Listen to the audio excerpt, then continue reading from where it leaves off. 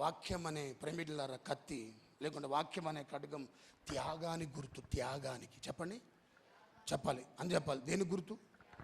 మత్తయి సువార్త 10వ అధ్యాయం 34-35 త్యాగానికి గుర్తు అంటండి. నేను భూమి మీద సమాధానం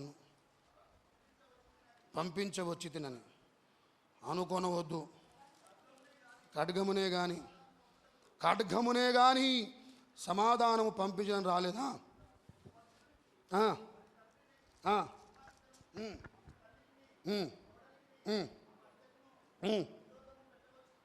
విరోధము పెట్టవచ్చి తిని.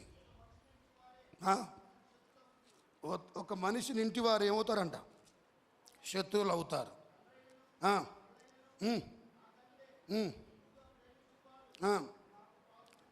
చాలండి. ఈ వాక్యం బాగుందా?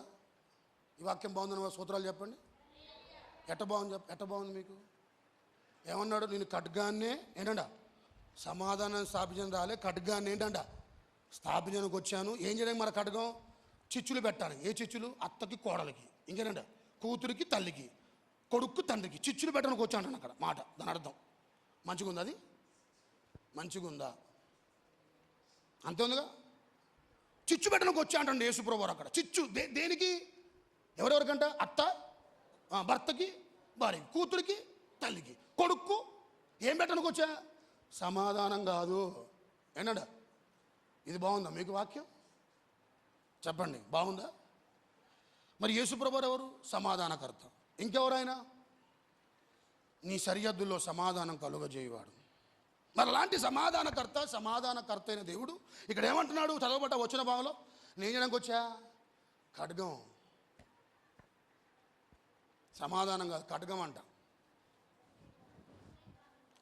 వినండి, ఇప్పుడు చెప్పండి, ఈ వాక్యం కరెక్టా? యేసుప్రభువు వారు సమాధానకర్త అని తాను చెప్పుకుంది కరెక్టా? ఏది? ఈ వాక్యం కరెక్టా? దేవుడు సమాధానకర్త అని చెప్పుకోవటం ఆ వాక్యం కరెక్టా? చెప్పాలి. ఏ వాక్యం కరెక్ట్ అండి? మరి దీన్ని ఏం చేద్దాం? తుడిచేద్దాం. ఆ వాక్యాన్ని తుడిచేద్దామా? చింపేయండి, ఆ పేపర్ చింపేయండి. ఇయే అనుకూలంగా ఉన్నాయి పట్టుకొని ఒకటం మనం భక్తిలా. మనకు అనుకూలంగా ఉన్నాయి ఏంటంట? ఆ మర్రి చెట్టు కనుక ఏంటంట ఆ ఓడ ఉండగా అయ్యే పట్టుకుని నూగుతారు. ఏంటి? వాళ్ళకి అనుకూలంగా ఉన్నవి, వాళ్ళకి మంచిగా ఉన్నవి, వాళ్ళకి మంచిగా అనిపిస్తున్నాయి. ఈ ముందు మానే.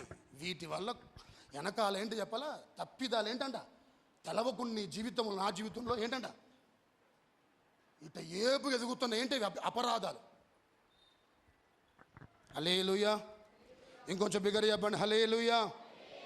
వినండి సంగమా, అది కరెక్టే, ఇది కరెక్టే. ఆ వాక్యం కరెక్టే, ఈ వాక్యం కరెక్టే. ఇప్పుడు నా ప్రశ్న, యేసుప్రభువు లోకానికి వచ్చింది కత్తి చేత తన రాజ్యాన్ని స్థాపించడానికి వచ్చాడా? ప్రేమ చేత స్థాపించడానికి వచ్చాడా?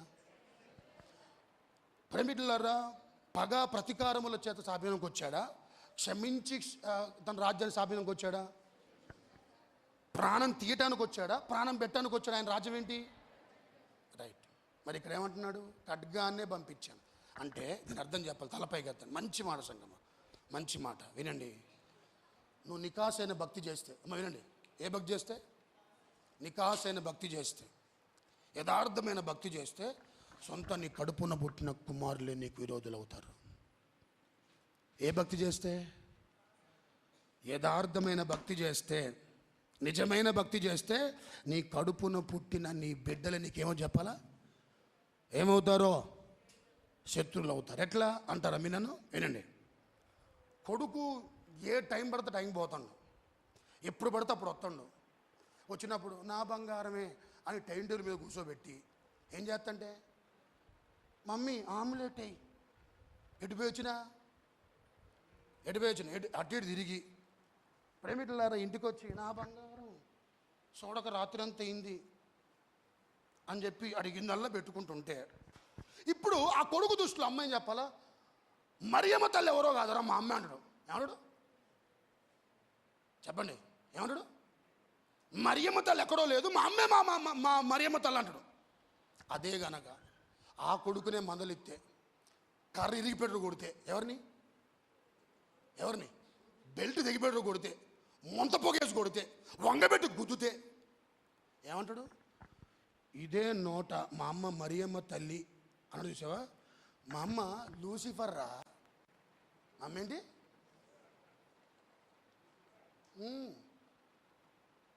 హల్లెలూయా. ఒకవేళ మీ అమ్మాయి ఎవరితో చాటి చేస్తుంది, అది నువ్వు చూసావు, చూసినా అది ఆమె కూడా తెలిసింది కూతురికి ఏం చేస్తానమని. రైట్, మా అమ్మ ఎవరినో చూసుకో అనకుండా, ఎవరినో చూసుకో అనకుండా ఏం చేయటం? చూసి చూన్నట్టు వెళ్ళి ఈరోజు ఒకటి బండి మీద, ఇంకొక రోజు ఇంకొక బండి మీద కనపడితే మా తల్లే బంగారం అని కనుక ఇంటికి కూతురు కనుక వస్తే అడిగిందల్లా చేసి పెడితే కూతురండి మాట అని చెప్పాలా? ఏమంటే చెప్పండి. మా నాన్న యోసేపు రా, యోసేపు మా నాన్న.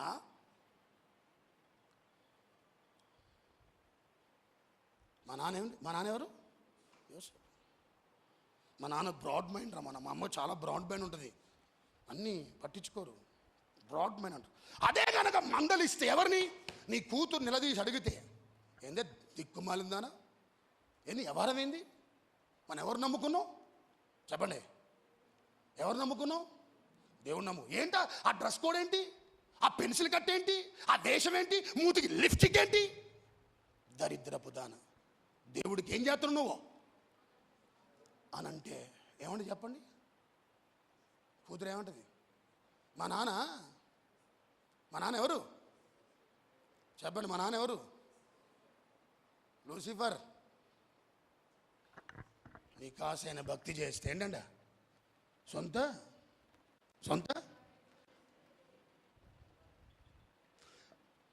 ప్రతి విషయంలో భర్తను సమర్థించుకుంటూ పో. మాలాంటి భార్య నాకు దొరకటం అదృష్టం ఉండడు. ప్రతి దానికి అడ్డుకట్టే, నీ భర్త చేస్తున్న ప్రతి ఆగడాలకు అడ్డుకట్టాయి. ఇంటికి పోదామంటే భయం వేస్తాను, నాకు బయటే బాగుంది అంటాడు.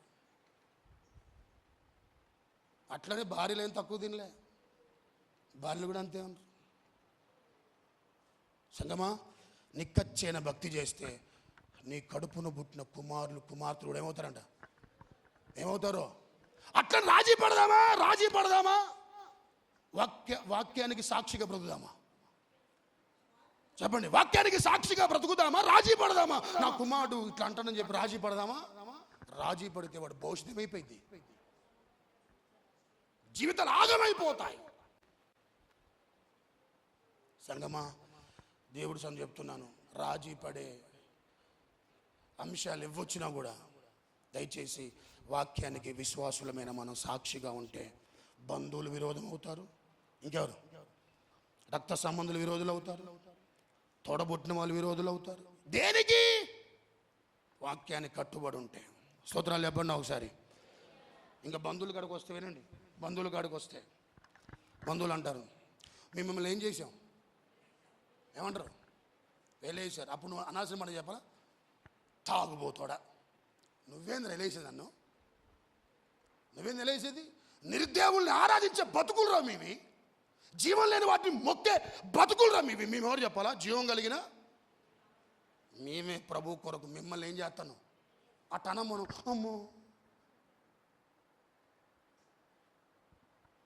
ఏమవుతాం అంటే వెంటనే ఏమవుతాం? వినండి సంగమా, క్రీస్తు కంటే కులం ఎక్కువ కాదు, క్రీస్తు కంటే ఏంటంట రక్త సంబంధులు ఎక్కువ కాదు. ఆఖరి చెప్తున్నాను, నీ కడుపున పుట్టిన బిడ్డలు కూడా ఎక్కువ కాదు. ఏం చేస్తుంటే వాళ్ళు ఏం చేస్తుంటే విరోధమైన పనులు చేస్తే ఎవరు కూడా ఏంటంటే క్రీస్తు కంటే ఎవరు ఎక్కువ? మీరు అంటారు, మరి మా పెళ్ళికి ఎవరు వస్తారని, మా ఇంటికి ఎవరు వస్తారని, మరి కులం లేకపోతే పెళ్ళి చేస్తారని. ఇప్పుడు చెప్పండి, పెళ్ళైనటువంటి వాళ్ళందరూ కూడా కులంతో ఉండే పెళ్లి చేసుకుంటారండి? మీరు చెప్పండి ఒక మాట. మీరు రాకపోతే ఏంటి, కులం రాకపోతే, మా అయ్యగారు మా ఫ్యామిలీ ఉంది 300 మంది ఉన్నారు, మా అయ్యగారు ఏంటంట పిలిస్తే మొత్తం మా ఏంటంట కుటుంబాలతో మా కొడుకు పెళ్ళికి మా గనక వండే ఒప్పుకుంటే ఆమెను చెప్పండి ఒకసారి.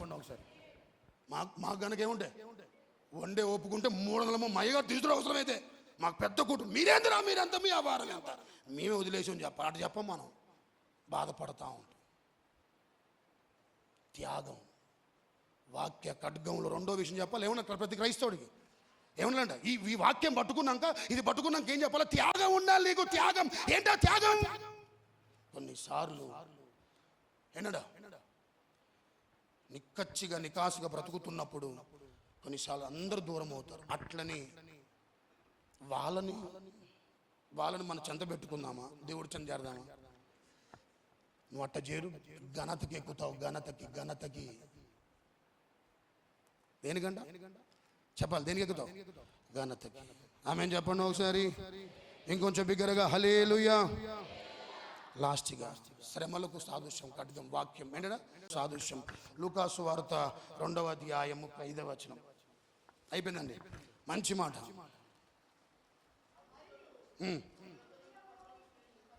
లూకాసు వార్త 2:35. నీ హృదయములోనికి ఖడ్గము దూసుకొని పోవును. ఆయన తల్లి అయిన మరియతో చెప్పాను. చాలండి. ప్రభుని వెంబడించినందుకు, ప్రభుని అనుసరిస్తున్నాం. కొన్నిసార్లు మన జీవితాలు ఏమో చెప్పాలా? శ్రమలు వస్తాయి. సిమియోను ప్రవక్త చెబుతున్న మాట మరియమ్మతో ఏమని చెప్పాలా? మరియమ్మ, ఒకరోజు ఒక విషాదకరమైన సంఘటన జరగబోతుంది. నీ హృదయం నుంచి ఏంటంట చెప్పండి. హృదయం నుంచి ఏంటంట ఖడ్గము దూసుకొనబోతుంది. ఆ విషాదకరమైనటువంటి పరిస్థితికి నిన్ను నువ్వేం చేసుకో, సిద్ధపరుచుకొని ప్రవచనం చెప్తున్నాడు సిమియోను. చెప్తుంటే ఆ ఖడ్గము హృదయంలో దూసుకుపోవడం అని చెప్పాలా? ఏం లేదు, తన కుమారుడైన యేసుక్రీస్తు వారిని సిలువలో ఏం చేయబోతున్నారు? సిలువలో ఏం చేయబోతున్నారని అప్పగించబోతున్నారు. సిలువ మీద ఏం చేయబోతున్నాడు? మరి దాని కొరకు నువ్వు సిద్ధపడని ముందే సిమియోను ప్రమిడ్లారా మరియతో చెప్పిన మాట ఏంటంట? శ్రమలకు సాదృశ్యం.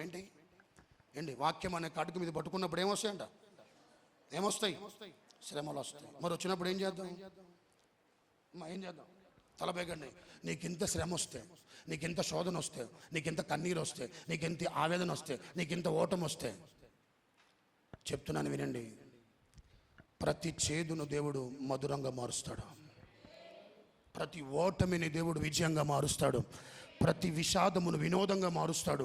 ప్రతి కన్నీరు నాట్యముగా మారుస్తాడు ఆయన. లెక్క చూచి మరి లెక్కగట్టి నీకు నా దేవుడు లెక్కించి మరి నీకు ఎంత కన్నీరు గార్చావు, ఎంత దుఃఖపడ్డావు, ఎంత వేదన పడ్డావు, ఎంత అవమానపరచబడ్డావు, వాటన్నిటి లెక్కేసి దేవుడు నీకేం చెప్పాలా? కొలత వేసి నీకు ఆశీర్వాదాలు దయచేస్తాడు ఆయన. యోసేపు ఉన్నాడు. 17వ సంవత్సరం ఐగుప్తుకు వచ్చాడు. అమ్మబడ్డాడు. అన్నలందరూ ఏమన్నారు? అన్నలందరూ కూడా ఏం చేశారు? ఆయన్ని అమ్మేశారు, గోతులు వేశారు. 17వ సంవత్సరం జరిగింది. ఐగుప్తుకు వచ్చినాక ఎన్ని సంవత్సరాలు అతడు శ్రమ అనుభవించాడు? ఆ పన ఆయనకు వచ్చిన నెరవేర్చబట్టడానికి 13 సంవత్సరం. 30వ సంవత్సరం ఆ దేశానికి ఏమయ్యాడు? మొత్తం ఐగుప్తులో 110 సంవత్సరాలు బతికింది. ఎవరైనా? యోసేపు. ఇప్పుడు చెప్పండి, 110లో నుంచి 30 తీసేయి, ఎన్ని సంవత్సరాలు? 110లో 30 తీసేయండి, 80 సంవత్సరాలు రాజుగా బ్రతికాడు ఆయన. మకుటము లేని మహారాజుగా బ్రతికాడు. ఎవరైనా? శ్రమలు ఎంతకాలం వచ్చినాయి? 17 నుంచి 30, 13 సంవత్సరాల శ్రమలు, 80 సంవత్సరాలు శాశ్వతమైన ఆశీర్వాదాలు. ఏమొస్తాయి ప్రభు కొరకు? ఏమొస్తాయి? ఏం చేయాలి మరి? కొన్నిసార్లు విషాదాలు వస్తాయి, విచారాలు వస్తాయి, తట్టుకోలేని కొన్ని పరిస్థితులు వస్తాయి. అయినా ప్రభు చిత్తానుసారం జరుగుతున్నాయా? తలొక్కటమే ప్రతి ఒక్కరం కూడా ఎదురించి ప్రశ్నించే దమ్ము ఏ క్రైస్తవుడికి ఉండకూడదు. ఎవరిని? ఎవ్వరికి లేదు సంగమా. తల వంచటమే, తల ఒగ్గటమే, ప్రభు చిత్తానికి ఏం చేయటం? అప్పగించుకోవటమే. ఇంత కన్నీరు గార్చావా, అంత ఎక్కువ ఆనందించేలా దేవుడు చేస్తాడు. హల్లెలూయా. అందుకే నేను మాట్లాడేవాడిని. అందరూ బైబిల్ దీని రోమీలు రాసిన పత్రిక 8వ అధ్యాయం. అందరూ దీన్ని గట్టిగా అందరూ చదవాలి ఈ మాట. రోమీలు రాసిన పత్రిక 8వ అధ్యాయం 35వ వచనం. అందరూ చదవండి. Ready, 1 2 3 start, go. అందరూ చదవాలా? అందరూ చదవాలి. 1 2 3 గో స్టార్ట్. అందరూ. క్రీస్తు ప్రేమ నుండి మనల్ని ఎడబాపు వాడు ఎవడు? శ్రమైన, బాధైన, హింసైన, కరువైన, వస్త్రహీనతైన, ఉపద్రవమైన, ఖడ్గమైన. హల్లెలూయా. ఏది ఎడబాపదు. అలాంటి శ్రేష్టమైన జీవితాన్ని మనం అందరం కలిగి ప్రభువులో బ్రతుకుదుముగాక. ఈ అనుభవాలతో నడిపించబడదాం. అలాంటి కృప మనందరికీ ప్రభు దయచేసి దీవించునుగాక. ఆమేన్. అందరం కళ్ళు మూసుకుందాం.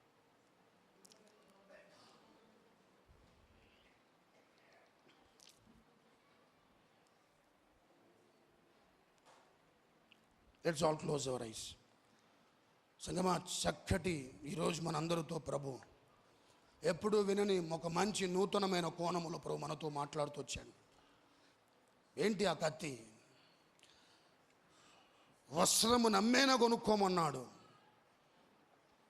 నువ్వు కలిగి ఉన్న నీ బిల్డింగ్ కంటే, నీ కారు కంటే, నీ బంగారం కంటే, నీ చరచర ఆస్తుల కంటే ఇగో ఇది కలిగి ఉండటం చాలా శ్రేష్టమైంది సంగమా. ఇది కలిగి ఉండటం చాలా శ్రేష్టమైంది. మిడిమిడి భక్తి చేసే వాళ్ళకి దీని విలువ తెలవదు సంగమా. దీని విలువ తెలవదు.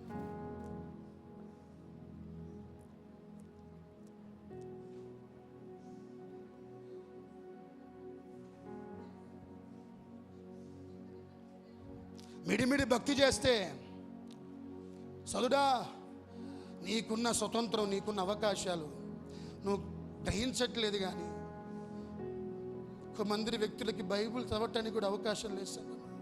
కానీ చదవాలని ఆశ. కొన్ని చోట్ల బహిరంగంగా ప్రార్థన చేసుకోవడానికి కూడా వీలు లేదు. కానీ నీకు ఆ స్వేచ్ఛ ఉంది. బాత్రూములో ప్రార్థన చేసుకుంటున్నారు. ప్రభు అంటే పిచ్చి ప్రేమతో ప్రభు మాటలు చదువుకోవాలి, ప్రభు మాటలు వినాలని, కుటుంబీకులు ఏమని అంటారేమో అని ఇంకొక జనం అంటూ ఉంటే క్రైస్తవుడుగా పుట్టాలని ఏడుస్తూ ప్రార్థిస్తున్న ఎందరో రహస్య క్రైస్తవులు దేవుణ్ణి వెంబడిస్తున్నటువంటి వారు ప్రపంచంలో కోకొల్లలుగా ఉన్నారు. ఇన్ని సంవత్సరాలు అవుతుంది ప్రభువులోకి వచ్చినప్పుడు. ఏ రోజైనా బైబిల్ చదివిన పాపాన ఉన్నదో ఒక్కసారి ఆలోచన చేయి. ఏ రోజైనా బైబిల్ నువ్వు ధ్యానించిన అనుభవాలు ఉన్నాయి నీ బ్రతుకులు, నా బ్రతుకులు. కొందరు ఏడుస్తున్నారు మాకు లేక.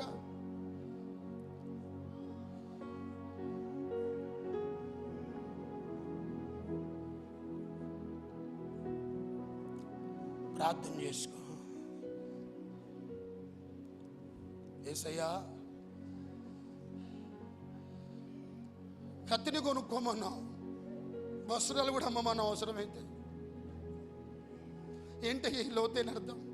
మాతో సవిస్తారంగా మాట్లాడు. అడుగుతారా? నేను రాజీ పడనయ్యా వాక్యానికి. నేను ఖచ్చితంగా నికాసైన భక్తి చేస్తానయ్యా. నా అందరు చేతులు ఎత్తండి. ఒకవేళ ఇలా బ్రతుకుతుంటే నాకు ఒకవేళ అందరూ దూరమైనా పర్వాలే, మా భక్తి లోతు తెలవక కొన్నిసార్లు చాలా మంది మాకు విరోధమైనా పర్వాలే, ఒక రోజు వారే తెలుసుకుని ఇలా చేస్తావు నాయన. నేనేదో రాజీ పడనయ్యా అన్న వారందరూ చేతులు ఎత్తండి. రెండంచుల గల ఖడ్గం సంగమా, ఇదే నీకు ఘనతనిచ్చేది, ఇదే నీకు ఔన్నతి అనిచ్చేది. మూడవది, కొంచెం శ్రమ వచ్చిందా ప్రభు కొరకు? వస్తాయి, దేవుడు అనుమతి చేద్దాం. నిందలు వస్తాయి, అవమానాలు వస్తాయి, కొన్నిసార్లు విషాదకరమైన పరిస్థితులు అలాంటి ఛాయలు ఇళ్ళలో అలా అలుముకుంటాయి. అయినా తల వంచు ప్రభు దగ్గర. మెడవిరుస్తనంగా ప్రవర్తించమాగు. దయచేసి ఇంట్లో ప్రార్థన చేస్తున్న వారిని ఆటంకపరచమాగు. మందిరానికి వెళ్ళాలని ఆసక్తి కలిగిన వారిని ఆటంకపరచమాగు. నువ్వు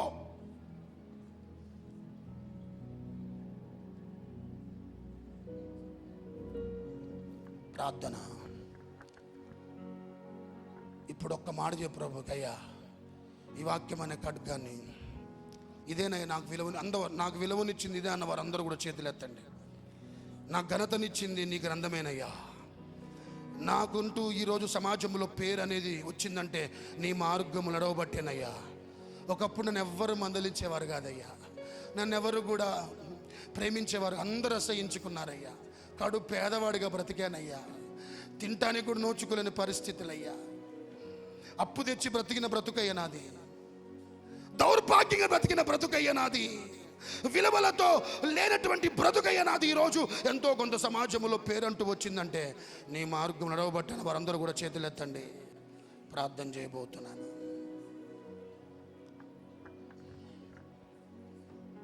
ప్రార్థన. బిడ్డలందరినీ క్షమించయ్యా. ఒక్కసారి నాతో సాక్ష్యమించయ్య, అందరినీ దయతో కనికరించయ్యా.